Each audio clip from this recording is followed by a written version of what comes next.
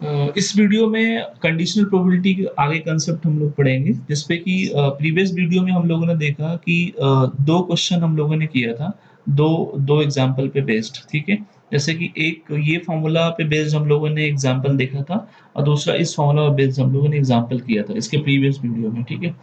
तो अगर इस फॉर्मूला को थोड़ा-सा हम लोग मॉडिफाई करें, मीन्स अगर दोनों साइड में प्रोबेबिलिटी ऑफ ए से डिवाइड करें और राइट को लेफ्ट और लेफ्ट को राइट अगर रखते हैं, तो प्रोबेबिलिटी ऑफ यहाँ पे देखिए बी बाई ए, इसकी वैल्यू क्या होगी? Probability of A and B को ए इंटरसेक्शन बी भी लिख सकते हैं, प्रोबेबिलिटी में ये दोनों चीज़ें सेम होती है, ठीक है? तो एंड को हम लोग एंड को इंटरसेक्शन से भी रिप्लेस कर सकते हैं, ठीक है? तो डिवाइडेड बाई प्रोबेबिलिटी ऑफ ए। तो ये एक फ़ॉर्मूला दूसरा यहाँ पे निकल के आता है, ठीक है? तो कंडीशनल प्रोबेबिलिटी का एक फ़ॉर्मूला दूसरा यहाँ पे डिराइव हो रहा है, इस बेसिक फ़ॉर्मूले का यूज़ करके, ठीक है? तो ये एक ऐसा फ़ॉर्मूला आपको याद होगा कि जो पहला फ़ॉर्मूला है कंडीशनल प्रोबेबिलिटी का, जो हम लोग मल्टीप्लिकेशन रूल में भी पढ़ चुके हैं, ठीक है? तो यहाँ पे देखिए दूसरा एक फ़ॉर्मूला डिराइव हुआ इस फ़ॉर्मूले का यूज़ करके। बस कंडीशन ये होगी कि प्रोबेबिलिटी यहाँ पे ए की 0 नहीं होनी चाहिए। अगर 0 हो जाएगा तो ये वैल्यू इन्फिनिटी को अप्रोच करेगा, ठीक है? अनडिफाइंड हो जाएगा। तो probability of it does not equals to 0। तो इस फ़ॉर्मूले का हम लोग यूज़ कर सकते हैं, ठीक है? तो similarly P of A by B भी क्या हो जाएगा? Probability of A intersection B divided by probability of B, ठीक है? तो दोनों यहाँ पे इक्विवेलेंट फ़ॉर्मूले हैं। तो इस पे बेस्ड एग्ज़ाम्पल देखते हैं कि कैसे क्वेश्चन बनते हैं इस पे बेस्ड, ठीक है? तो जिससे कि हमारा कंडीशनल प्रोबेबिलिटी कांसेप्ट पूरी तरीके से फिनिश हो जाएगा। तो एग्ज़ाम्पल देखिए, हमने एग्ज़ाम्पल लिया है, एक बहुत अच्छा एग्ज़ाम्पल लिया है हमने। तो in a group of 100 students 40 are taking algebra. तो टोटल स्टूडेंट्स कितने हैं? 40, 100, जिसमें से 40 लोग अलजेब्रा लिए हुए हैं, 30 are taking biology and 20 are taking both algebra and biology. तो 100 स्टूडेंट हैं, टोटल स्टूडेंट कितने हैं? 100। इसमें कि 40 लोगों ने अलजेब्रा लिया है और 30 लोगों ने बायोलॉजी लिया है, ठीक है? और 20 लोग हैं ऐसे हैं जो दोनों सब्जेक्ट लिए हुए हैं, जो दोनों सब्जेक्ट ऑप्ट किए हुए हैं। तो ए इंटरसेक्शन बी या ए एंड बी की वैल्यू क्या है? 20, ठीक है? If a student chosen at random, अगर हम एक स्टूडेंट को सिलेक्ट करें रैंडमली, इज टेकिंग अलजेब्रा, और वो क्या लिया हुआ है? अलजेब्रा लिया हुआ है, ठीक है? What is the probability that what is the probability that he और सी इज टेकिंग बायोलॉजी?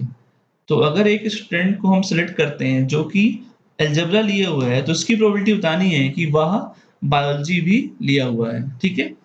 तो अगर कोई स्टूडेंट अलजेब्रा लिया हुआ है, तो कितना परसेंट चांस है, तो कितनी पॉसिबिलिटी है, कितने परसेंट पॉसिबिलिटी है कि वो बायोलॉजी लिया हुआ है, तो वो परसेंटेज की वैल्यू बतानी है, ठीक है?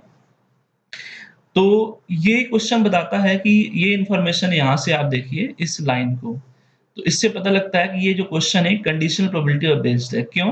क्योंकि यहाँ पे प्रोबेबिलिटी निकालनी है किसकी? What is the probability that he और सी इज टेकिंग बायोलॉजी। एक स्टूडेंट बायोलॉजी लिया हुआ है, इसकी प्रोबेबिलिटी बतानी है, लेकिन कब बतानी है? जबकि वो पहले से अलजेब्रा लिए हुआ है। तो ये कंडीशन गिवन है, इस कंडीशन गिवन कंडीशन पे ये प्रोबेबिलिटी निकालनी है। तो इससे समझ में ये आता है कि ये क्वेश्चन कंडीशनल प्रोबेबिलिटी पर बेस्ड है, ठीक है? डायरेक्ट कंडीशनल प्रोबेबिलिटी पे। अभी हम बेस थ्योरम वगैरह की बात नहीं कर रहे हैं, ना टोटल प्रोबेबिलिटी की बात कर रहे हैं, ठीक है? तो डायरेक्ट जो क्वेश्चन है डायरेक्ट कंडीशनल प्रोबेबिलिटी पर बेस्ड है। तो यहाँ पे प्रोबेबिलिटी निकालनी है, if a student is taking biology, इसकी प्रोबेबिलिटी क्या होगी? लेकिन कब? जबकि वह ऑलरेडी क्या लिया हुआ है? अलजेब्रा। तो ये स्लैश का मतलब क्या होता है? Given that. क्या गिवन दैट?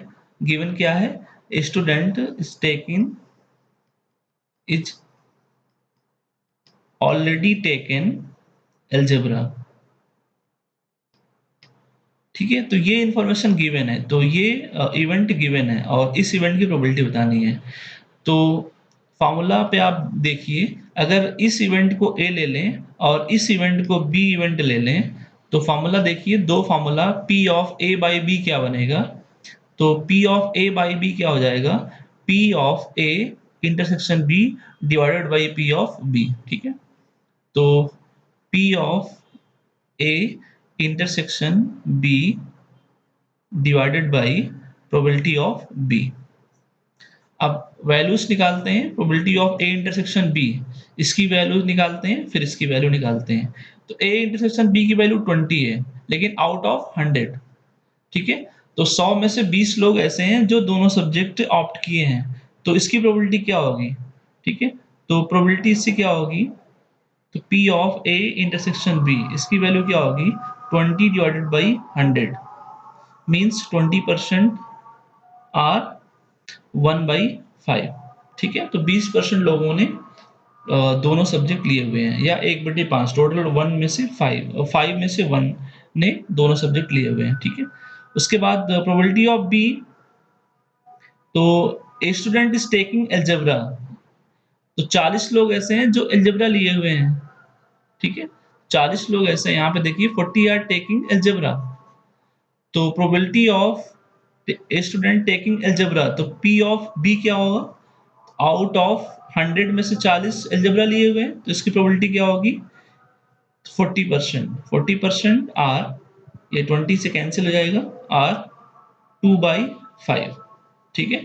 तो P ऑफ B की वैल्यू पुट कर देंगे और P of A intersection B की वैल्यू पुट कर देंगे, तो हमारा ये क्वेश्चन सॉल्व हो जाएगा। तो P of A by B क्या हो जाएगा?